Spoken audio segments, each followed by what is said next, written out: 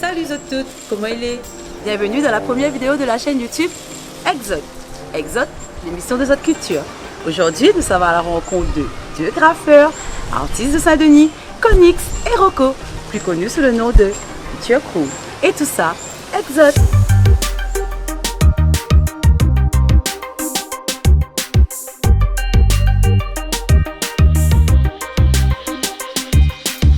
Alors, dis à nous, c'est quoi de blaze? Mon blaze c'est K-O-N-I-X, Conix. Par rapport au jeu vidéo, il avait une manette à l'époque qui s'appelle Speed King, mais c'est Conix la marque et m'a bien kiffé quoi. Mon blaze c'est R-O-K-O, Rocco. À l'époque, dans le Culture Crew, on écrivait beaucoup de textes sur les femmes, donc du coup, je l'ai devenu automatiquement. Quelles compétences dans le milieu artistique? On commence avec chanteur, voilà, le rap, la réalisation et là nous est dans la peinture. Quand même mon base c'est graffiti. Après m'a fait un petit peu de DJ et m'a passe vite comme elle appelle ça beatmaking et voilà quoi. Et puis même rap. Depuis quel âge vous dessinez? Plus loin un peu remonter dans mon mémoire, pareil m'a toujours dessiné. Allez, on va dire depuis le temps média et touche un crayon quoi. Vous êtes branché BD, manga, animé, littérature? Mes débuts c'était bande dessinée. On a commencé, voilà, à l'époque, mettait bien Raon, c'est César Farouche. Voilà. Après là, il est venu sur les Marvel. Et franchement, on a un écrivain que j'aime bien, c'est Paulo Coelho. Le premier livre, La Capture Moi, c'était Véronica décide de mourir. Ouais, ben il est la génération de son club de roté, donc Goldorak et tous ces trucs-là. Et évidemment, par la suite, j'aime les mangas, quand les mangas l'ont débarqué en France plus tard aussi. Comment l'envie de peindre sur les murs l'a déclenché? Arrive au lycée et m'a vu la bonne tag, c'était Stun Format, mais je ne connais pas c'était qui, c'était quoi, mais déjà t'es attiré moi. Et quelques temps après, m'a vu des gros, ce qu'on appelle des blocs letters chromés dans Saint-Denis. Et ça là vraiment m'a pas pu résister, c'était le début du graphe et m'a kiffé direct quoi. Ben, l'envie de peindre, l'a toujours été là. Donc c'est quelque part c'est la continuité. Premier bombe, premier mur. La première bombe, c'était sur le mur du Krebs avec Conix et des cap. Et le premier vraiment mur, où on m'appose le premier graphe, c'était sur le théâtre de Champlery. C'était un graphe bleu en 3D. Notre crew de l'époque, DEA, danseurs en action, on avait fait un concours de danse et ça avait gagné le prix, c'était des bombes. Donc on est arrivé et le gars donne à nous, il a dit voilà, ça donne dans le groupe, ça petit graphe, allez graffer. Le premier mur me rappelle, c'est Maxiera, la main c'était pas loin là, c'est Champfleury même, enfin c'était pas là-bas. Et c'est une petite bicoque là, et ils vendent sandwich et ils nous la posent dessus. C'était un pince graphe, un lettrage en rouge. Vous l'a intégré un crew de graffeurs? Pas mal à l'époque, tu échanges pas mal de coups. Mais on va dire que le crew que les restés, que l'a vraiment marqué, à moins la marque, moi c'est LSA. LSA Crew. Et jusqu'à aujourd'hui, la ville de Saint-Denis se rappelle encore de ce crew terrible. Oui, ben après dans les années 2000, voilà quoi, on était peint avec Conix, LSA Crew. Quelle référence ou modèle dans le graffiti ou Nena? Et ben à l'époque, m'y aimait bien Dain. C'est un graffeur allemand. Et Lazou. Ah ben comme il est ancien, bien évidemment, mode doux, incontournable.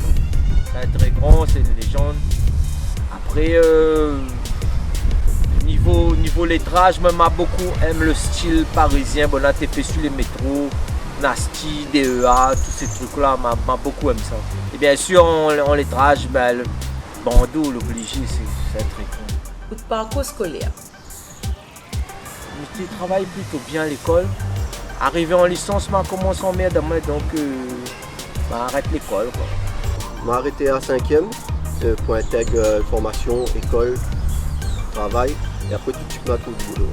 Et pour répondre à l'autre partie de formation scolaire, on a une formation au village Titan, et aujourd'hui c'est l'ILOA, l'Institut de l'image de l'océan Indien. L'école, l'influence ou passion? Non, pas vraiment. Ben, c'est à l'école que le graphe, le tac, tout a commencé, au lycée.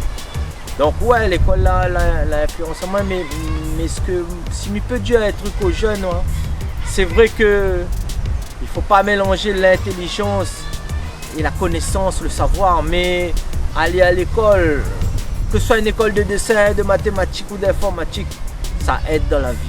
Même à faire les parts, même à graffer, ça va aider à haut d'être bon en maths. C'est étrange, hein, mais c'est ça, tu peux aller à l'école, le reste c'est un peu l'école. Vous n'avez un soutien familial? Mes parents n'ont jamais interdit à moi de dessiner ou bien de graffer. Mais ce que je peux dire, c'est que de la tradition réunionnaise, que moi m'a été élevé dedans, tout ce qui dit artistique, c'est-à-dire la musique, le dessin, la peinture, c'est pas un boulot. Voilà, c'était plus, va prendre un métier, quel train dessiner, c'est un loisir en fait. Voilà. Pour eux, dessiner, c'est un loisir, c'est comme faire du vélo.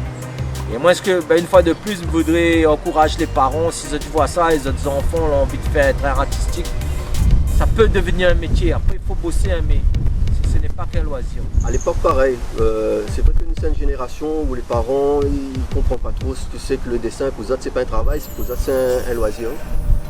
Mais ouais, maman l'a toujours soutenu, quoi qu'il en soit. Ou de bonnes sources d'inspiration? Les sources d'inspiration, il travaille beaucoup à l'instinct, mais il est assez sensible, que ce soit aux événements, tout ça. Donc, ouais, il inspire moi beaucoup. Ben, mes sources d'inspiration, c'est un peu ce que je vois tous les jours, un peu la culture créole. C'est vrai qu'à un certain moment, j'étais vachement moins influencé par tout ce qui vient des États-Unis, tout ce qui vient du Japon pour les mangas, pour le délire un peu. Bon, aller loin, quoi, bon, aller vachement loin de sa tête. Et, mais aujourd'hui, c'est vrai, mais j'essaie de faire une fusion de ça sans oublier mes racines réunionnaises parce que l'important aussi. Papier ou mur? Mylène ancien me préfère pas sur le mur. Moi. Ben, mon premier amour c'était papier. Mais c'est les deux. Le mur c'est un kiff aussi parce qu'on voit au teuf mais en XXL. Papier ou tablette numérique? Pareil. Les deux c'est un kiff. Mais je préférais plus papier parce qu'aujourd'hui le papier il est plus palpable. On peut encadrer. Les deux.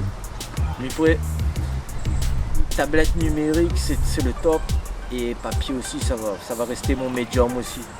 Parce que m'a connu les deux et les deux les complémentaires on va dire. Quelle sensation la création y procure à vous? La création c'est bien et elle est apaisant. Surtout pas ces temps de troubles. À moins peindre, je sais pas, ou bien réfléchir, méditer à la peinture ou puisqu'en ce moment on est bien dans la peinture. Ou même à la musique, ça me fait du bien. C'est un peu. C'est un échappatoire en fin de compte. Par rapport à tout ce qui se passe autour de nous, c'est vachement le bordel. Hein. La création il libère. Hein. Franchement, ils mettent dans une bulle.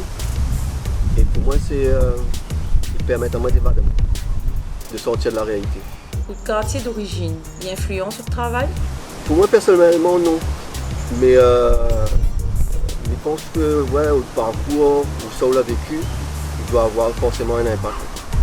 Mon quartier Camélia il influence mon travail effectivement parce que c'est un quartier un peu, comme on a dit, défavorisé.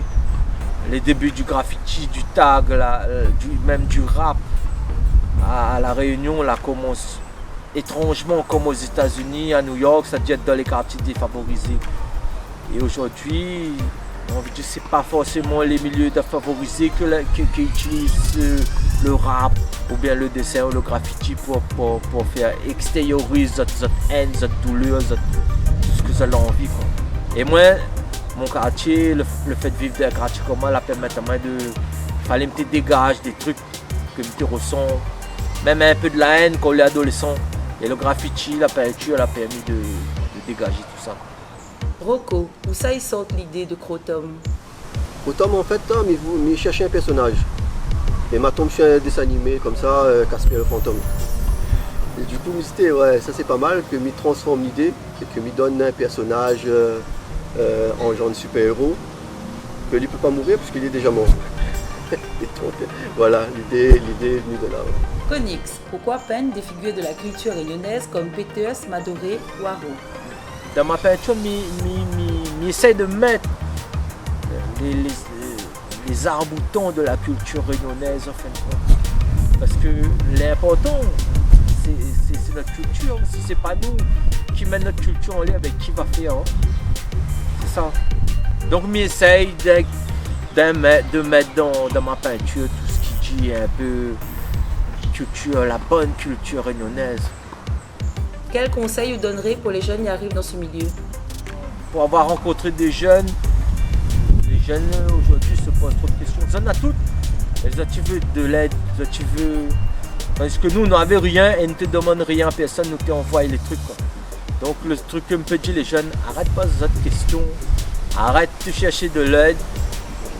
Vous en avez tous sur internet, vous en avez tous sur Facebook. Prends un crayon, prends un marqueur, prends un crayon si vous voulez, mais si vous avez envie de peine, rien, peu qu'à là-haut. En fin de compte, ne te mets pas des barrières mentales et envoie la sauce. Jacques Brel il disait qu'il entend beaucoup parler de génie, mais autour de lui, il a vu que des gars que c'était des bosseurs. Donc si les jeunes, ils tu veux un conseil, et si tu veux arriver à quelque chose, ben, il faut que tu fasses. D'autres projets à venir? En ce moment, nos projets, les vachement dans les toiles, les tableaux, les galeries. Bientôt, il y aura une exposition, il y aura 4 toiles à une exposition, une galerie à Saint-Denis, galerie australe. Il fait plaisir parce que c'est une galerie qui a pignon sur rue et voilà, on doucement mais sûrement, on avance un pas après l'autre, quoi. Nous croisons les doigts qu'on va toujours continuer à faire de l'art. Aujourd'hui, nos œuvres sont achetées par des collectionneurs de Paris, États-Unis. Là, Mario prend une commande d'Allemagne. Donc petit à petit, le travail met en place et surtout de nous continuer à faire ce que nous aimons. Merci Future Crew. De rien. Merci à toi. C'est moi, merci. Voilà, c'était Exot avec Future Crew. Si vous l'avez aimé, n'hésite pas à partager la vidéo, liker et abonne-toi à la chaîne YouTube. Nous donnons rendez-vous dans la prochaine édition pour de nouvelles aventures. Et tout ça, Exot.